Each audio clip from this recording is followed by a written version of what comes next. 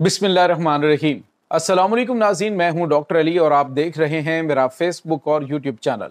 नाज़रीन, बड़ी अहम तरीन डेवलपमेंट है, बिलाखिर भारत से रहा नहीं गया और एक बेइज्जती जो है वो घर जाके करवा ली। या नाज़रीन, भारत ने सऊदी अरब से पाकिस्तान और सऊदी अरब के मुआहदे पर किया है राब्ता, जिसके बाद पाकिस्तान के खिलाफ बात करना मोदी सरकार को पड़ गया है महंगा। मोहम्मद बिन सलमान ने तारीखी चित्रोल कर दी। इसकी ताज़ा तरीन अपडेट आप जानेंगे।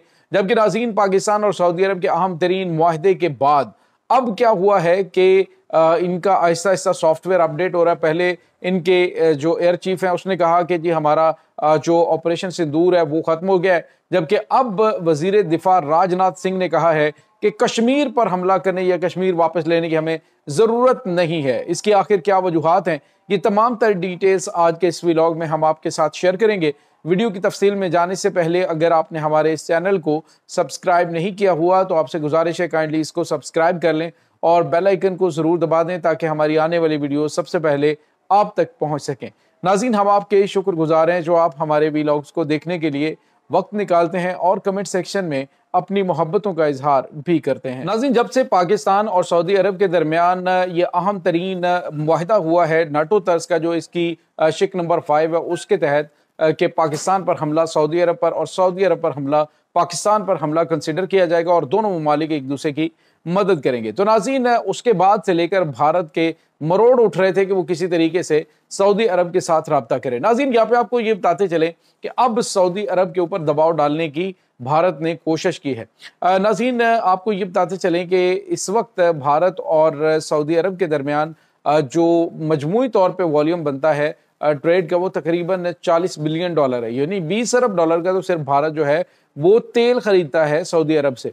अब उसने ये समझा हुआ था, जिस तरह से इन्होंने हर जगह पे अपनी बदमाशी और मोनोपोली बनाई हुई है, कि हम जो है वो सऊदी अरब से रब्ता करेंगे और कहेंगे कि आप जो है वो हमारे साथ जो है वो जिस तरह से हम कहते हैं उस तरह का बयान दे दें।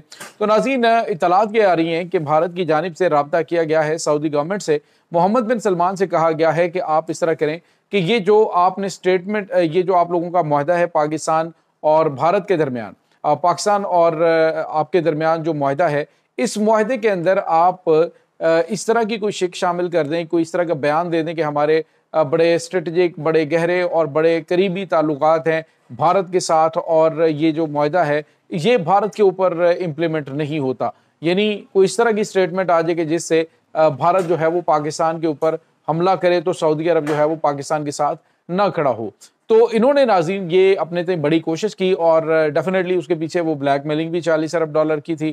तो नाज़रीन, जब ये सब कुछ किया गया तो उसके बाद सऊदी प्रिंस शहजादा मोहम्मद बिन सलमान ने इनको दिया है कोरा चिट्टा जवाब। उन्होंने कहा है कि पाकिस्तान और सऊदी अरब के दरमियान जो मुआहदा मौजूद है उसको मिन्नो अन न सिर्फ पूरा किया जाएगा बल्कि पाकिस्तान पर होने वाले किसी भी हमले को सऊदी अरब अपने ऊपर हमला कंसीडर करेगा और वो पाकिस्तान के साथ खड़ा होगा।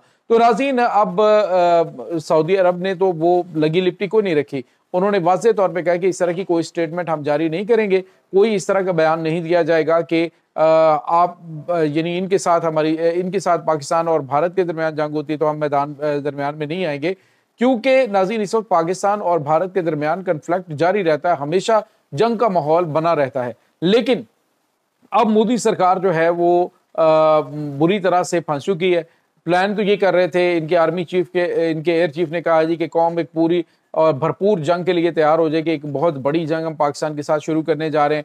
और ये तक बताया गया था कि पाकिस्तान यानी जो तजिया निगार हैं, दिफाई तजिया निगार हैं, वो ये कह रहे थे कि अक्टूबर के अंदर पाकिस्तान के ऊपर भारत हमला करने की प्लानिंग कर रहा था। लेकिन नाज़रीन, ये सब कुछ अचानक जो है वो रिवर्स हुआ और इनके एयर चीफ ने बयान दिया कि हम जो है वो हमारा ऑपरेशन मुकम्मल हो गया और जब हमारे मकासद पूरे हो गए कि हमने दहशतगर्दों के कैंप उड़ा दिए तो उसके बाद अब जंग को शुरू कर रखना जो है वो किसी के मुफाद में नहीं है। इससे ऑपरेशनल तैयारियों में भी फ़र्क पड़ता है, बाकी भी मामलात ख़राब होते हैं, बाकी जो है वो जंगें किसी के मुफाद में नहीं होती। यानी बड़ी सियानी और बीबी सी बातें जो हैं वो इनके एयर चीफ ने की।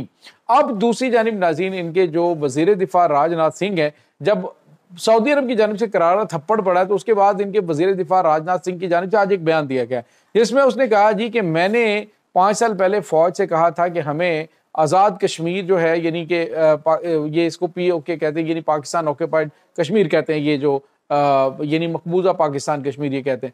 تو جس طرح سے انہوں نے، یا پاکستان ہم کہتے ہیں نا جی کہ مقبوضہ کشمیر ہے، بھارتی مقبوضہ کشمیر، تو اسی طرح سے یہ پاکستان کے بارے میں اس طرح کی سٹیٹمنٹ دیتے ہیں.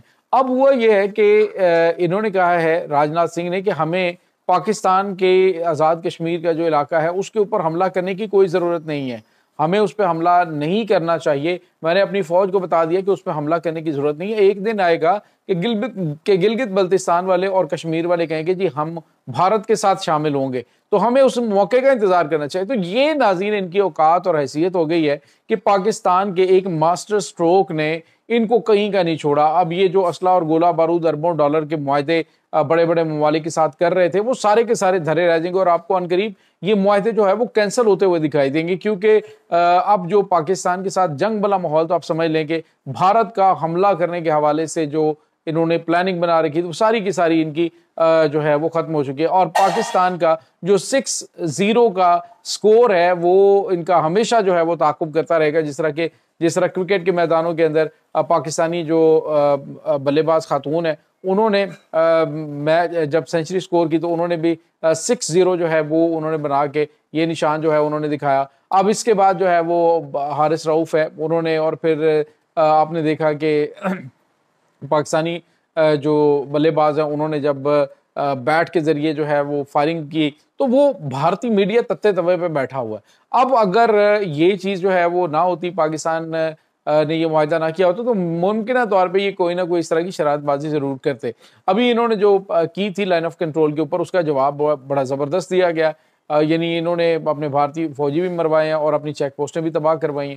تو یہ ناظرین اس وقت تازہ ترین اپڈیٹس آ رہی ہیں. بھارت اس وقت بوکھلایا ہوا ہے، اسے سمجھ ہی نہیں آ رہی کہ ہم کریں تو کیا کریں، کیونکہ پلاننگ انہوں نے کچھ بنا رکھی تھی، معاملات کسی اور طرف چلے گی. یعنی اب بھارتی حکومت جو ہے وہ بڑا یو ٹرن کشمیر کے معاملے پہ بھی لے چکے، اور ممکنہ طور پہ یہ کہے جی کہ جو کشمیر کا علاقہ آپ کے پاس ہے وہ آپ رکھیں، جو ہمارے پاس ہے وہ ہم رکھتے ہیں، تو ہم جو ہے نا اس کے اوپر کوئی بات چیت کریں اور معاملات جو ہیں اس کو ختم کریں. لیکن ناظرین یہاں پہ آپ کو یہ بتاتے چلیں کہ اس وقت ان کو اس لیے بھی جان کے لالے پڑے ہوئے ہیں کیونکہ مقبوضہ کشمیر کے اندر آزادی کی جو تحریک ہے وہ بڑی زبردست طریقے سے چل رہی ہے.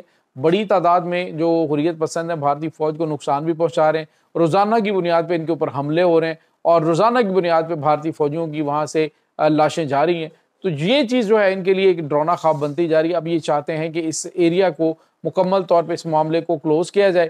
تو اس حوالے سے انہوں نے کہا جی کہ ہمیں آزاد کشمیر کے اوپر حملہ کرنے کی ضرورت نہیں ہے. ادروائز یہی راجناتھ سنگھ جو ہے وہ آج سے کچھ مہینہ ڈیڑھ پہلے یہ کہہ رہا تھا کہ اب ہم کشمیر لیں گے اور ہم حملہ کریں گے، ہم گھس کے ماریں گے، تو یہ کریں گے.